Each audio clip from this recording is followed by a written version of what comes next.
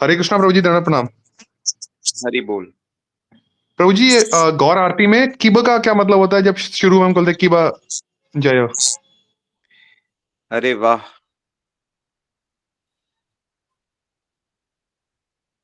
कीबा का वैसे तो कौबे का मतलब कब होता है, पर कीबा जयो का मतलब है कि अरे वाह! Very nice. ओके? यस प्रभु जी। सैल्यूटेशन है ये। ठीक है प्रभु जी।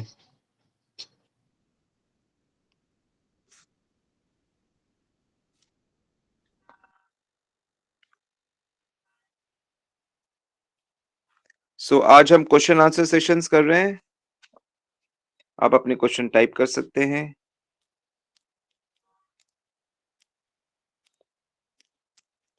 आप में से कितने लोगों ने नए साल में डायरी बना लिया है?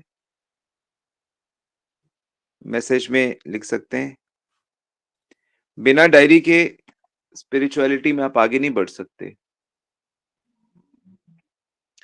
जब तक आप उनको, जैसे कोई भी लेक्चर है तो आपको उसमें कम से कम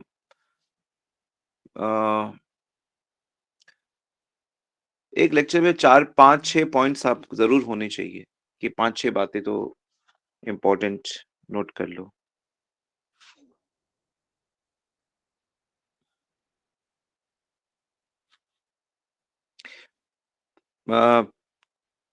क्वेश्चन है, तिलक और उससे जुड़े हुए परंपरा के विषय में बताएं। तिलक जो होता है वो हमारे चेतना को दर्शाता है।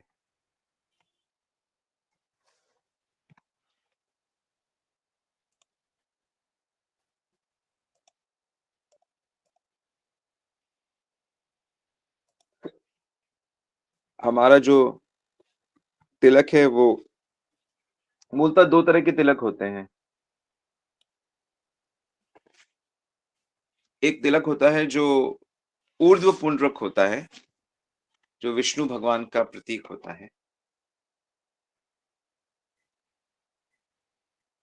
और एक होता है जो भगवान शिव का तिलक होता है।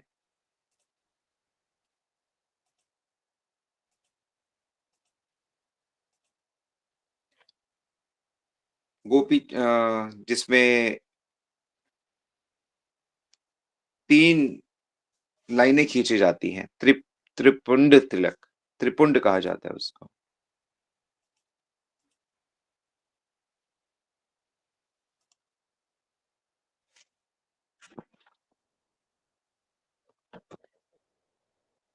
ये प्रतीक होता है कि हमने अपना जो सिर है वो भगवान को समर्पित कर दिया है। तो ये वैदिक परंपरा में स्नान के बाद मनुष्य को तिलक लगाया जाता है। जैसे कि सधवा स्त्री होती है, वो अपनी मांग में सिंदूर लगाती है जो तिलक का ही समान है।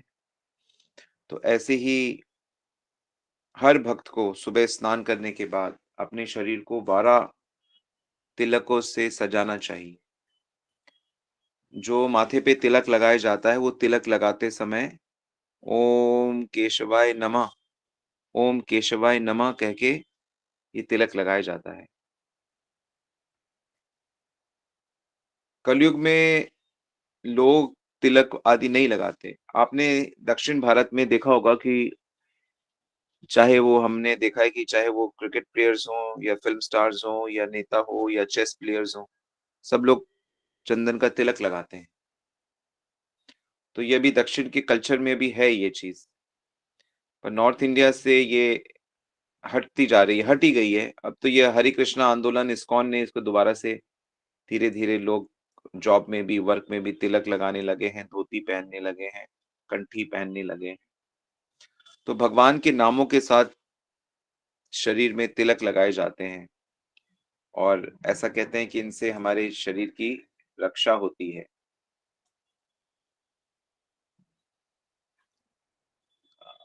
और तिलक से पता भी चलता है कि आपका सिद्धांत क्या है, आपका विश्वास क्या है। जैसे हम लोग जो तिलक लगाते हैं वो गौड़ीय वैष्णव तिलक है जिसमें राधा कृष्ण के चरण रूपी 2 डंडे होते हैं और तुलसी के पत्र रूप में पत्ता होता है जो नाक पे लगाया जाता है। तो तिलक जो होता है वो आनंद का प्रतीक होता है। तिलक लगाने से चेहरा बहुत सुंदर भी दिखता है। चाहे मनुष्य कैसा भी हो, सुंदर तिलक से वैष्णवों की यही सुंदरता है। और जो तिलक भी कौन सा तिलक लगाते हैं वैष्णव लोग? गोपी चंदन। जिस सरोवर में गोपियों ने, रानियों ने अपना शरीर त्यागा था, द्वारका के पास एक स्थान है, उसको गोपी तालाब कहते हैं। तो वो लोग वहीं पे समा कर वो भगवत धाम वापस गए।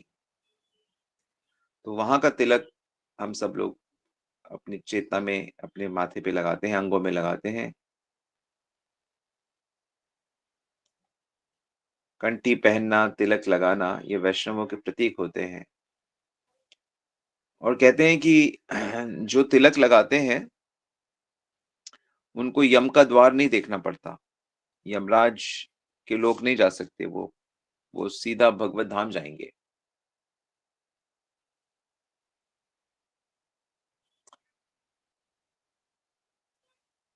हालांकि जो आसुरिक वृत्ति के लोग होते हैं वो पसंद नहीं करते तिलक को, भक्तों को देखकर वो लोग। लेकिन तिलक लगाना ये भक्ति का एक बहुत स्ट्रॉन्ग अंग है।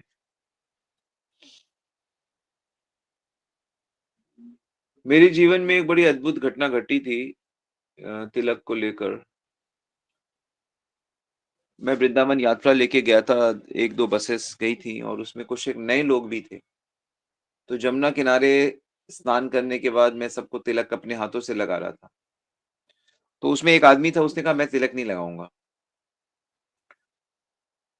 तो उसने जमुना में स्नान भी नहीं किया था और कह रहा मैं नहीं लगाऊंगा। तो मैंने कहा अरे लगा लो तिलक, वृंदावन में तो भगवत कृपा रहेगी। तो उसने नहीं लगाया तिलक। तो जो लेकर आए थे उनको कहा प्रभु जी रहने दो, ये नहीं लगा रहा। फिर दूसरे दिन शाम को, मतलब शाम को दिल्ली गए वापस, दूसरे दिन शाम को मेरे को प्रभु जी फोन करते हैं कि प्रभु जी वो जिसको आप तिलक लगा रहे थे ना, जिसने तिलक नहीं लगाया। मैंने कहा हाँ। कहते उसकी डेथ हो गई। और कैसे डेथ हुई कि उसके सर के ऊपर से ना ट्रक का टायर चला गया। वो बाइक से जा रहा था, फिसल के गिर गया। उसके साथ बच्चा भी था लेकिन बच्चे को कुछ नहीं हुआ। तो मुझे सुन के बड़ा आश्चर्य हुआ कि ऐसा क्या घटना घट गई कि उसने वृंदावन के में तिलक नहीं लगाया। क्योंकि अगले ही दिन ऐसी भयानक घटना घटी उसके जीवन में, उसको जाना पड़ा। पर ये अच्छा था कि वो वृंदावन आया था, और लेकिन उसने तिलक नहीं लगाया था।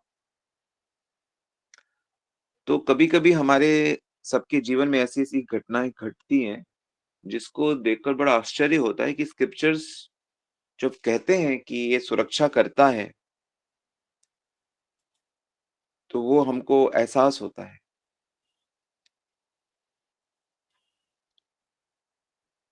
तो जैसे श्री कृष्ण भी कभी-कभी, जैसे कोई असुर, जैसे पूतना आ गई, तृणावर्त आता था, तो उसके बाद यशोदा माता गायों के चीजों से भगवान का अभिषेक करके और फिर उनको 12 जगह पे तिलक लगा के रक्षा करती थी। और केशव, नारायण, माधव, गोविंद, त्रिविक्रम, वामन, ऐसे अलग-अलग नाम लेते हुए तिलक लगाए जाते हैं। तो भगवान से प्रार्थना करती थी।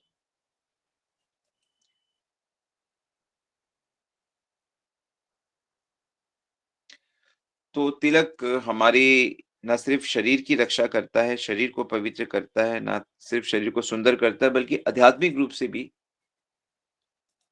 ये बहुत मदद करता है। तो ये वैष्णव सदाचार है, और तिलक देखकर ही तो हम एक-दूसरे को पहचानते हैं कि हम वैष्णव हैं। क्योंकि कंठी कई बार दिखती नहीं है, लेकिन तिलक बहुत दूर से भी दिखता है और अपनापन भक्तों के साथ महसूस होता है।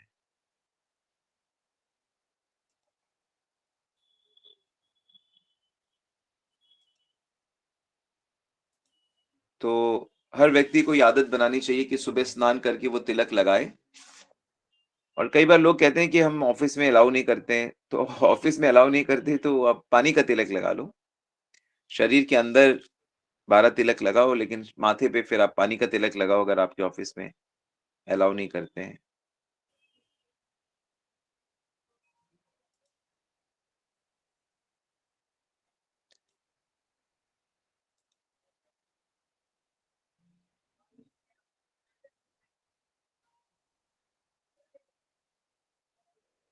तो तिलक सिर्फ़ दिखावे के लिए नहीं लगाते, ये वाक़ई हम ये मानते हैं कि भगवान के चरण हमारे सर पे रखे हुए हैं। ठीक है?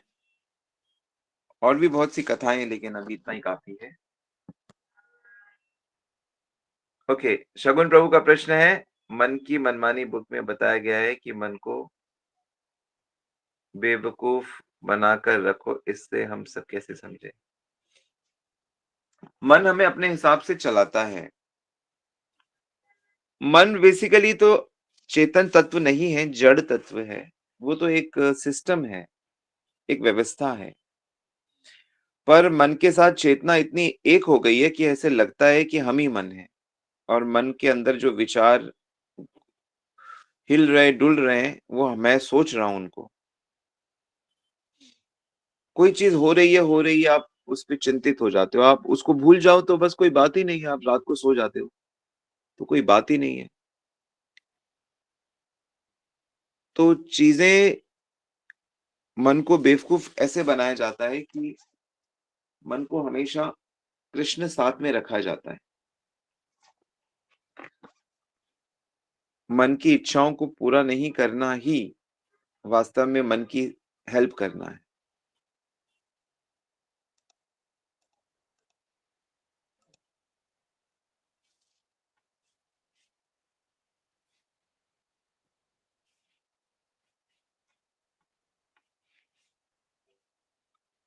ओके?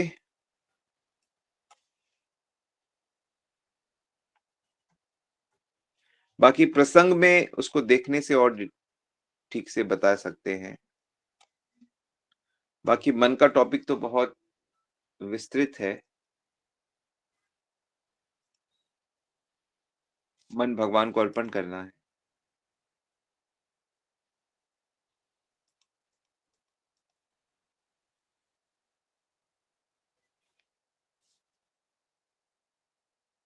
भगवान कहते हैं जो मेरे बारे में निरंतर सोचता है, यानी कि जो मन में मुझे रखता है, मेरा बन जाता है, मुझे अपना मान लेता है अपने मन में, सदा मुझे याद करने की कोशिश करता है, बिना हिले-डुले, वो मुझे बड़ी जल्दी प्राप्त कर लेता है। अभ्यास योग युक्तेन चेतना नान्यगामिना परमं पुरुषं दिव्यं याति पार्थानुचिंतयन्। भगवद गीता 8.8। जो बार-बार मन को मुझ में लगाने की कोशिश करता है, वो अपनी परम स्थिति को शीघ्र ही प्राप्त कर लेता है। तो कृष्णा कॉन्शियसनेस चीज़ों में मन को एंगेज रखना है आपने, ठीक है?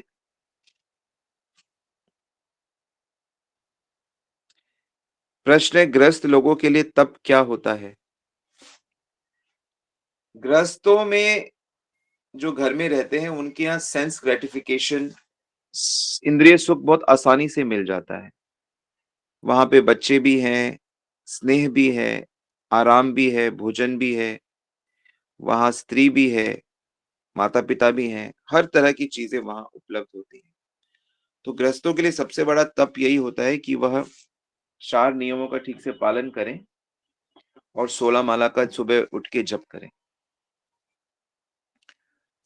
अगर आप 2 नियम भी ठीक से पालन करते हो कि आप केवल भगवान को भोग लगाकर ही प्रसाद ग्रहण करते हो और 16 माला का हरे कृष्ण मंत्र का जाप करते हो, तो यही बहुत बड़ी बात है। इससे ही आपकी सारी चीज़ें नियंत्रित हो जाएँगी और भगवान में लग जाएँगी। पर ये पक्का नियम लेना होगा। तो 4 नियम का पालन, नशा नहीं, जुआ नहीं, अवैध संग नहीं और मांसाहार नहीं और 16 माला का जाप। कलयुग में इतना ही एक व्यक्ति अगर कर सकता है, तो उसके लिए बहुत कोई साधारण चीज़ नहीं है। सारे पूरा अमेरिका, अफ्रीका, यूरोप सब फेल है। तो आप इनका नियम का पालन करके बहुत उत्कृष्ट चेतना में आ जाओगे। ओके? यहाँ प्रश्न पूछा है, क्या सुख और दुःख पहले से होने वाली चीज़ें हैं? मतलब पहले से ही उसका निर्णय हमारी नियति में है? नहीं, सुख और दुःख तो आपके आपके हाथ में होता है। अनुकूल, प्रतिकूल परिस्थितियाँ होती हैं। जैसे मान लो कोई आपको छोड़ के चला गया, जो आपको बहुत प्रिय था, या उसकी मृत्यु ही हो गई। तो ये दुःख है या सुख है, ये आपकी चेतना पे आधारित होता है। तो अगर आपकी चेतना ईश्वरीय है, भगवतीय है, तो आपके लिए सदा सुख है। अनुकूल, प्रतिकूल परिस्थितियाँ कर्मवश आते रहेंगे। वो आते रहते हैं कर्मों से। कभी आपका स्वास्थ्य अनुकूल है, कभी प्रतिकूल है, कभी पिताजी अनुकूल हैं, कभी प्रतिकूल हैं, कभी धन अनुकूल है, कभी मौसम अनुकूल है, कभी प्रतिकूल है। तो ये अनुकूल प्रतिकूलता आते रहते हैं, इसको सहना चाहिए और कृष्ण भावना में स्थित रहना चाहिए। तो अनुकूलता प्रतिकूलता आती रहेगी, लेकिन उससे होने वाले सुख और दुःख वो आपकी चेतना पे निर्भर होते हैं। तो अगर आपकी चेतना भगवतीय है, तो आपको कभी दुःख नहीं हो सकता।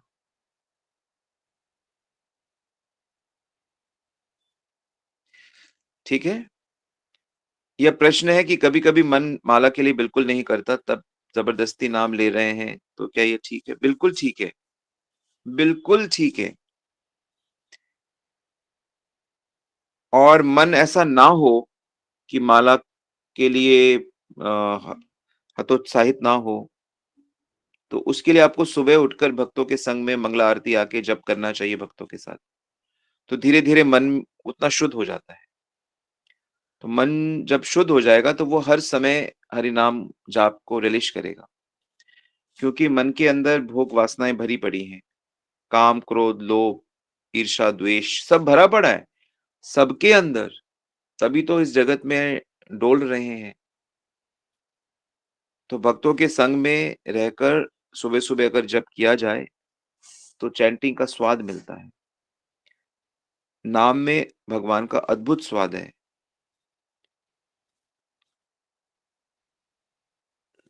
तो वो स्वाद मिलने पर फिर आप और जप करोगे। सो भक्तों के संग उसको आस्वादन करिए आप। तो जो नियम है, उसका तो पालन करना ही चाहिए 16 माला का। फिर धीरे-धीरे क्रमशः आप लोअर मन के लोअर नेचर को जीत लोगे। जैसे कि कुछ प्लेयर्स होते हैं, वो जब जब प्रेशर होता है बहुत ज़्यादा, घबरा जाते हैं, आउट हो जाते हैं। वो प्रेशर हैंडल नहीं कर पाते। और कुछ प्लेयर्स होते हैं जो मुश्किल से मुश्किल परिस्थिति में भी टिके रहते हैं, जूझते हैं, लड़ते हैं। फिर उनके उनके अंदर वो कॉन्फिडेंस आ जाता है, क्योंकि वो ऐसी परिस्थितियों को देख चुके हैं। तो ऐसे ही मन की बिगड़ी-बिगड़ी परिस्थितियाँ आने पे अगर आप भक्ति को पकड़ के रखोगे, तो फिर आप उसको हरा दोगे। तो बेसिकली मन अगर सात्विक रखोगे, तो मन ठीक रहेगा, खुश रहेगा। और मन को अगर खाली छोड़ दोगे, तो वह कामुक हो जाएगा, द्वेषी हो जाएगा। जो ऐसे संस्कार अंदर पड़े हैं, मौका मिलेगा तो बाहर आ जाते हैं। इसलिए शास्त्रों से, भक्तों से सुनकर, समझकर पक्का कर लेना चाहिए मन बुद्धि को। घबराना नहीं चाहिए। ठीक है? अनुकूल, प्रतिकूल परिस्थितियाँ क्या पहले से नियमित नहीं, आप जैसे कर्म करते हो, वो तो स्थितियाँ आएँगी आएँगी ना। अनंत जन्मों में अनंत कर्म किए हैं। अनंत जन्मों में अनंत कर्म किए हैं। उनके फल मिक्स रूप से आते रहते हैं। लेकिन आप जो भक्ति करते हो, तो भक्ति से आपके अच्छे बुरे कर्म जलने लगते हैं और फिर भगवान की तरफ से दिव्य कर्मों के फल मिलते हैं। ऐसे होता है। जो शरणागत हो जाते हैं, फिर उनको भगवान संभाल लेते हैं।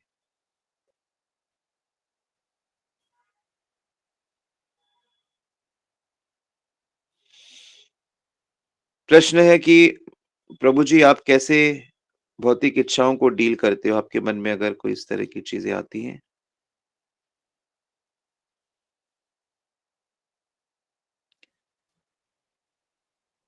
मेरा अनुभव क्या है इसमें? तो इसमें प्रभुपाद ने आचार्यों ने कहा देखो मन में तो इच्छाएँ आएँगी ही। मन में जब तक हम लोग अपने को शरीर मानेंगे, तब तक हमारे अंदर भौतिक इच्छाएँ आएँगी। स्त्री भोग की इच्छा आएगी, आराम की इच्छा आएगी, मान-सम्मान की इच्छा आएगी। तो इच्छाएँ तो सतत फ्लो कर ही रही हैं। जैसे कोई बालक जा रहा है और वो दुकान में देख रहा है कि बढ़िया-बढ़िया जलेबी बन रही है, तो उसका मन करेगा कि अरे एक जलेबी खा लेते। लेकिन वो कहेगा कि अरे मेरे पास तो पैसे नहीं है और हम लेके भाग नहीं सकते, अगर हम लेके भागेंगे तो हमारी पिटाई होगी। तो भौतिक इच्छाएँ होना इस जगत का स्वभाव है, लेकिन उसको भौतिक इच्छाओं को सह लेना चाहिए, बुद्धि लगाकर उसको बुद्धि लगाना चाहिए कि ये इच्छा पूरी करने से मुझे क्या होगा? कितना सुख मिलेगा? तो इसलिए बार-बार, बार-बार प्रैक्टिस करते फिर वो इच्छाएँ आपको ज़्यादा तंग नहीं करती।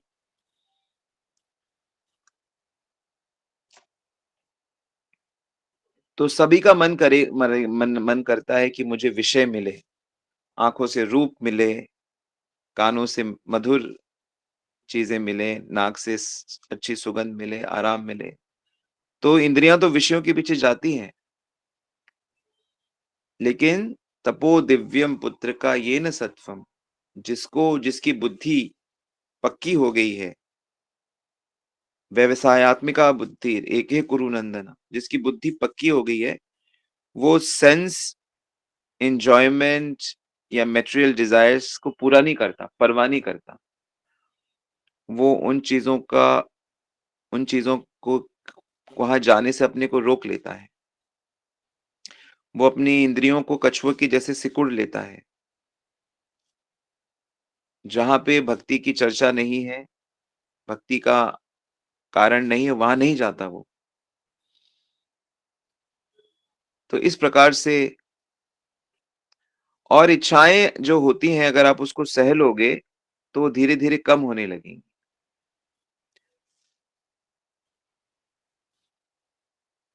बड़े आश्चर्य की बात है कि हम अपनी इच्छाओं को रोक नहीं पा रहे और वो हमें तंग करती हैं। तो जैसे बालक अवस्था में बच्चे जब होते हैं तब खेलने-कूदने की इच्छाएँ और युवावस्था में स्त्री और पुरुष का चिंतन और वृद्ध अवस्था में चिंताएँ और डर सताता है। लेकिन कृष्ण शरण लेने से और कृष्ण भक्ति में अच्छी प्रैक्टिस होने से, तो फिर आप जल्दी ही इनको जीत लेते हो। भगवान ने गीता में कहा है कि बहुत लोगों ने इसे ऑलरेडी जीता है। वीतराग भय क्रोधा मनमया ममुपाश्रिता बहवो ज्ञान तपसा पूता मद्भावमागता। 4th चैप्टर श्लोक नंबर 10। बहुतों ने जीता है काम, क्रोध, लोभ को। ऐसी बात नहीं है कि आप जीत नहीं सकते। आप कोशिश कर रहे हो, अगर करते रहोगे और सिंसियर हो जाओगे जब, तो भगवत कृपा से जीत जाओगे। कितने सारे विदेशी लोग जो दूसरे भोग परायण देशों में जन्मे हैं, प्रभुपाद के शिष्य बने और उन्होंने बड़ा पवित्र जीवन जिया है।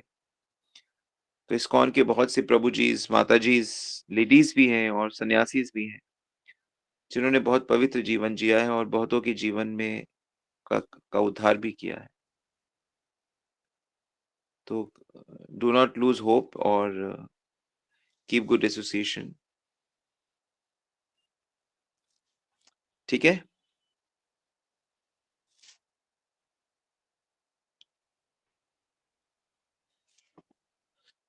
यस, और कोई प्रश्न किसी का?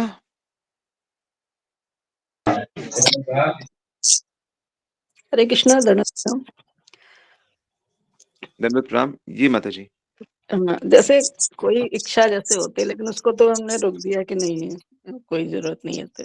लेकिन वो किसी न किसी माध्यम से कभी पूरी भी हो जाती है, तो उसको फिर क्या कहेंगे? देखिए, जितनी भी इच्छाएँ हैं आपकी, अगर वो भगवत भक्ति में बाधक नहीं हैं, तो भगवान वो सारी इच्छाएँ पूरी कर देते हैं। या इसे दूसरे रूप से ऐसे देखेंगे कि भगवान पहले आपको पक्का करके, फिर आपकी सारी इच्छाएँ पूरी कर देंगे। क्योंकि भगवान भी चाहते हैं कि मेरा जो भक्त है, वो मेरे रास्ते से भटके ना। तो इसलिए इमीडिएटली, जैसे कि एक समझदार पिता इमीडिएटली अपने बच्चे को पैसा नहीं देता है, क्योंकि वो जानता है कि उससे वो बिगड़ सकता है, खतरा हो सकता है, लेकिन वो पहले उसको लायक बनाता है और तब उसे अपना बिज़नेस और सब कुछ उसके अर्पण करता है। तो ठीक इसी प्रकार जो इच्छाएँ मनुष्य के अंदर होती रहती हैं, तो उसे पूरा करने की ज़रूरत नहीं है, सही समय पे होने से भगवान पूरी कर देते हैं। तो भक्त कैसे जीता है? भक्त भौतिक इच्छाएँ पूरी करने की चेष्टा नहीं करता, वो आध्यात्मिक इच्छाओं को पूरा करने की चेष्टा करता है। वो गुरु और वैष्णव की सेवा में लगा रहता है, बाकी भगवान सब पूरी कर देते हैं। ऐसे भक्त जीता है। ठीक है? जी प्रभु जी, तो कई चलिए लोग ऐसे कहते हैं, "अरे! हम तो ऐसा सोचा था, वैसा हो गया।" कई लोग मुझे आके कहते हैं, "प्रभु जी, हम जो सोचते हैं वो हो जाता है।" अरे भाई, हर कोई व्यक्ति जो सोचेगा वो हो जाएगा, लेकिन वो समय की बात है। इस जन्म में हो रहा कि अगले जन्म में। तो ये कोई बहुत बड़ी चीज़ नहीं है। बड़ी चीज़ ये है कि आप भगवान और भक्तों की सेवा सोचते हो, सही चीज़। इच्छाएँ स सोच विचार के करनी चाहिए, क्योंकि इच्छाएँ पूरी हो जाती हैं। सब इच्छाएँ पूरी हो जाएँगी। इसलिए सोच के इच्छा करो कि कौन-सा इच्छा मेरे लिए बेटर है, मुझे नित्य सुख, नित्य आनंद देंगी। कामात्मना स्वर्गपरा जन्म कर्म फल प्रदान। भगवान कहते हैं जो कामात्मा होता है, जो कामुक या भौतिक इच्छाएँ करता है, उसको स्वर्ग मिलता है और उसको बार-बार जन्म-मरण मिलता है। तो हमें आध्यात्मिक इच्छाएँ करनी है बस। आध्यात्मिक इच्छा माने कृष्ण को प्रसन्न कैसे करें? आध्यात्मिक इच्छा मतलब भक्तों को कैसे प्रसन्न करें? भगवत चर्चा में रहना है बस। आँख से, कान से, नाक से, जीभ से, त्वचा से, हाथ से, पैर से, वाणी से। बस भक्तों को और भगवान को तो प्रसन्न करना है, बस। इसमें क्या है? अनलिमिटेड इच्छाएँ करो। ओके? ये प्रश्न है, प्रभु जी, राम जी का सीता जी को अपने से दूर भेजना, अग्नि परीक्षा लेना, ये इवेंट्स हमेशा लोग बात करते हैं, हम आंसर नहीं कर पाते। देखो ये आंसर जो है, पहली बात ये समझना है कि भगवान की जो लीला होती है, वो भक्तों के लिए होती है। अभक्त राम को नहीं समझ सकते। अभक्त जो होते हैं, जो भक्ति नहीं करते, वो तो हमेशा दोष ढूँढते हैं। राम और सीता कभी अलग नहीं हो सकते। वो एक ही व्यक्ति हैं। राधा बोलो, श्याम बोलो, एक ही है।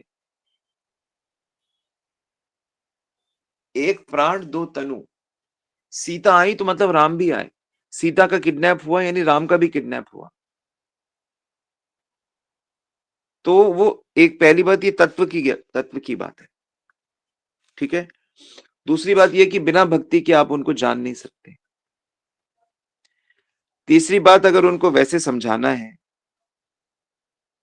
तो मूल बात ये है कि भगवान हर किसी के लिए मर्यादा स्थापित कर रहे हैं। तो सीता जी का जो त्याग है, वह एक राजा के कर्तव्य को दिखा रहे हैं कि राजा होना आसान नहीं है। राजा इतना परफेक्ट होता है कि उसे अपने सारे पर्सनल सुख पब्लिक के लिए त्यागने होंगे, तभी वो राजा बनने लायक हो सकता है। तो एक धोबी ने कटाक्ष किया और उस कारण से भगवान राम ने मैया सीता का, जानकी जी का वाल्मीकि जी के आश्रम में छोड़ दिया। हालांकि वो उसको बुला सकते थे, उस धोबी को बुला सकते थे, समझा सकते थे, सीता जी की पवित्रता प्रूफ कर सकते थे, अग्नि परीक्षा उन्होंने दी थी, वो परम पवित्र है। लेकिन नहीं, एक राजा अपनी प्रजा के लिए अपना सर्वस्व निछावर जो कर सकता है वही राजा बन सकता है। दोनों चीजें नहीं होती हैं। तो भगवान तो इसमें आदर्श स्थापित कर रहे हैं, और फिर उससे बहुत रिलेटेड कहानियां भी हैं, बहुत सारी कथाएं उससे कनेक्टेड हैं। कुछ लोग उसको बाली का अवतार मानते हैं।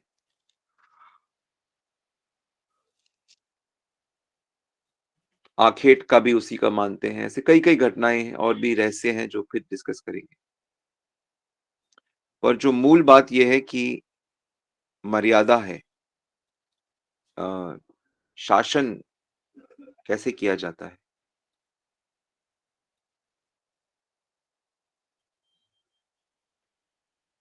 जो तैयार है अपने सर्वस्व त्यागने के लिए वही राजा बन सकता है। जो सारे भोगों को त्याग सकता है वही वैकुंठ जा सकता है।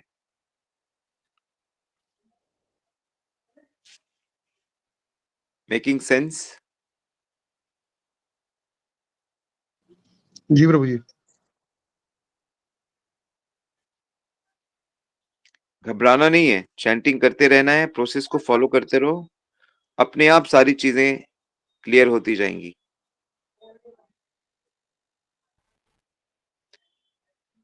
और वास्तव में जो डाउट्स हैं वो भी भगवान दूर करते हैं जब हम सिंसियर होते हैं।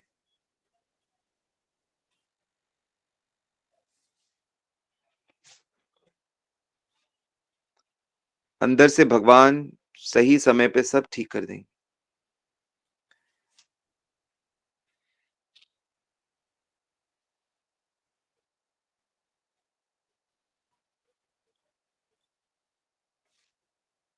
कोई और प्रश्न? हरे कृष्णा प्रभु जी, दंडवत प्रणाम। जी प्रभु, धन्यवाद, प्रणाम। प्रभु जी, एक प्रश्न आज हमसे पूछ रहे थे कि इस्कॉन में ये दो पक्ष वाली बात क्यों करते हैं, गोरे श्याम और काले श्याम। काले श्याम को इस्कॉन वाले अवॉइड करते हैं, गोरे श्याम को हर जगह स्थापित करते हैं, उनकी पूजा करते हैं। तो दोनों में फर्क क्या है? कौन से श्याम? गोरे श्याम, काले श्याम। जहाँ पर कहीं कहीं विग्रह काला है तो बोलते हैं उनको अवॉइड करते हैं, जहाँ साफ है वहां पर उनको रखते हैं, पूजा करते हैं। ऐसा क्यों है? ऐसा नहीं है। जहां पे आचार्यों को जैसे ठीक लगता है, कहीं कहीं पे श्याम सुंदर ब्लैक स्टोन में लिए जाते हैं, कहीं पे मार्बल व्हाइट स्टोन में लिए जाते हैं। तो ऐसा तो कोई मैंने पहली बार सुना इस तरह। बता रहे थे इस्कॉन में मैंने जहाँ दर्शन किया कहीं पे ही काले नहीं है, सब जगह उन्होंने ऐसा लगा रखा है। इसके मतलब उनके अंदर भेदभाव नहीं है। नहीं, ऐसा कहाँ है। मायापुर में डार्क है, वृंदावन में डार्क है, और हमारे बहुत सारे मंदिरों में ब्लैक स्टोन में है। दिल्ली में भी ब्लैक स्टोन में है, शाह राधा पार्थसारथी।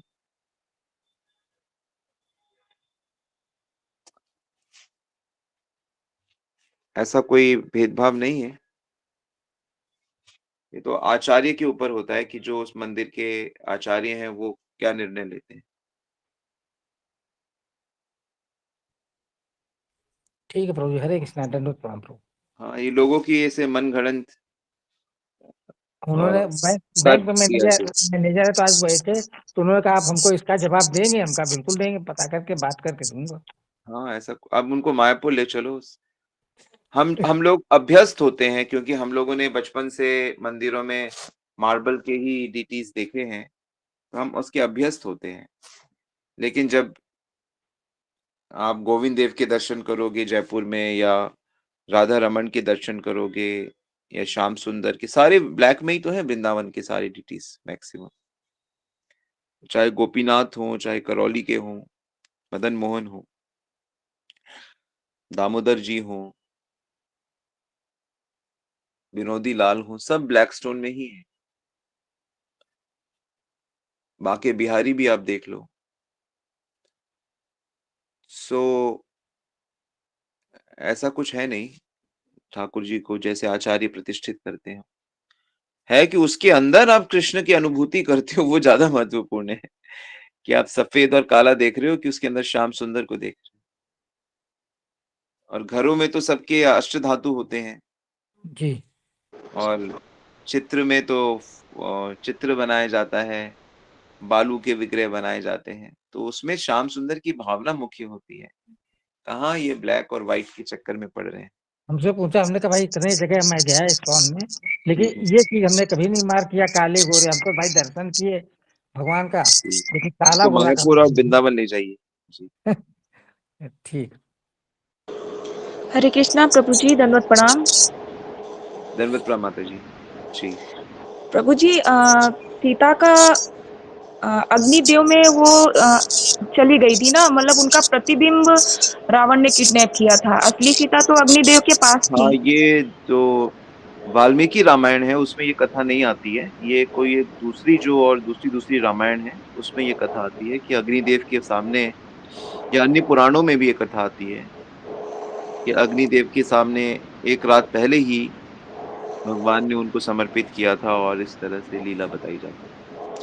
हाँ। चैतन्य महाप्रभु ने भी ये बात एक ब्राह्मण जो बहुत दुखी हो रहे थे कि रावण ने कैसे माता को हाथ लगा दिया, एक दुष्ट की इतनी हिम्मत। तो फिर महाप्रभु ने वो पुराण से वो दक्षिण भारत से वो कॉपी करके ले आए थे और दिखाया था कि देखो यहाँ प्रमाण है कि एक रात पहले भगवान ने छाया सीता को उत्पन्न करके उनको अपहरण किया था, तब उनको शांति मिली। ठीक है?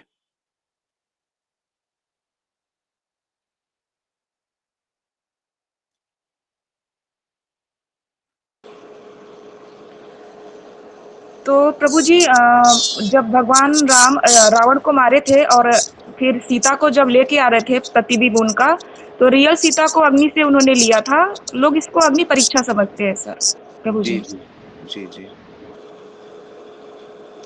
वो तो भगवान है, उनको तो पता ही है। या सीता जी को छू नहीं सकते। सीता जी तो अगर एक पलक झपका दे तो रावण लंका सब भस्म हो जाए। ये तो लीला है। ये तो लीला कर रहे हैं सबको दिखाने के लिए कि चाहे देवी भी हो, तो उसे भी पवित्र रहना होगा। तो अगर हमारे जो असली माता-पिता हैं सीताराम, वो ऐसा आदर्श स्थापित करते हैं समाज के लिए ना। और इसी के चक्कर में जो राजस्थान में कितनी सारी देवियाँ हैं जो जब उनके सामने ऐसी परिस्थिति आई कि उनके सतीत्व पे आक्रमण हुआ तो वो सब अग्नि को समर्पित हो गईं, लेकिन उन्होंने सबने अपनी शील की रक्षा करी। तो ये बहुत ऊँचा आदर्श है हमारे देश में ना। सती ने तो इतना इतना ऊँचा आदर्श है कि अगर पति का अपमान किया तो उसने अपना शरीर ही त्याग दिया। कि अपने पिता ने जब पति का अपमान किया कि तुम मेरे पति का अपमान करते हो और मेरा शरीर तुम्हारे शरीर से बना है तो लो मैं वापस कर देती हूँ। तो ये तो बहुत ऊँचे स्टैंडर्ड्स हैं। जी प्रभु जी। थैंक यू प्रभु जी। हरे कृष्णा, दंडवत प्रणाम। तो मूल चीज़ ये है जो मॉडर्न संस्कार है, मॉडर्न जो वर्ल्ड है वो देह और देह के आकर्षण पे आधारित है। और हमारा जो वैदिक संस्कार है वो आत्मा की शुद्धता और भगवत भक्ति पे आधारित है। आंतरिक शुद्धता और भगवत भक्ति। तो मूल लक्ष्य जो है वो भगवत प्राप्ति है हमारा। और जो मॉडर्न तरीके से जो जीना है उसमें हमारा शारीरिक और बाहर का वैभव और शारीरिक सुख हमारा मूल लक्ष्य होता है। तो अभी हम लोग क्या है कि इसमें थोड़ा फँस गए हैं, क्योंकि जितने भी लोग हैं, जिनकी उम्र भी मेरे ख्याल से 45-50 के आस-पास है, वो सब के सब पढ़े-लिखे, समझदार हैं और अधिकांश सब लोग नौकरी-पेशा हैं या बिज़नेस करने वाले हैं। तो एक पैर मॉडर्न ज़माने में है और एक पैर संस्कारों में है। तो इसलिए उनको ये बैलेंस करना पड़ेगा कि अगर वो मॉडर्निज़्म लाइफ़ को उन्होंने कुछ अपना रखा है, और उससे ज़्यादा भक्ति और वैदिक परंपरा को अपनाना होगा। तभी हमारा जीवन मॉडर्न होते हुए भी सुरक्षित रह पाएगा और अपने चरम लक्ष्य कृष्ण प्रेम की प्राप्ति कर पाएगा। इसलिए रामायण और महाभारत की अच्छी स्टडी की बहुत ज़रूरत है और साथ-साथ गीता और भागवत की भी अच्छी स्टडी की आवश्यकता है।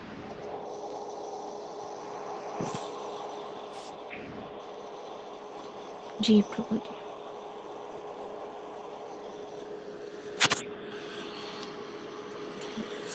ओके प्रभु जी, थैंक यू। हरे कृष्ण। हरि बोल।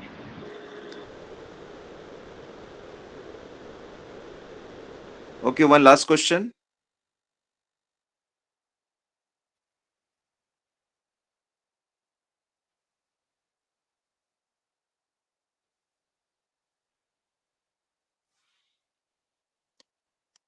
बहुत से लेडीज हैं जो राम जी को सिर्फ इसलिए पसंद नहीं करती क्योंकि राम जी ने सीता जी का त्याग कर दिया था।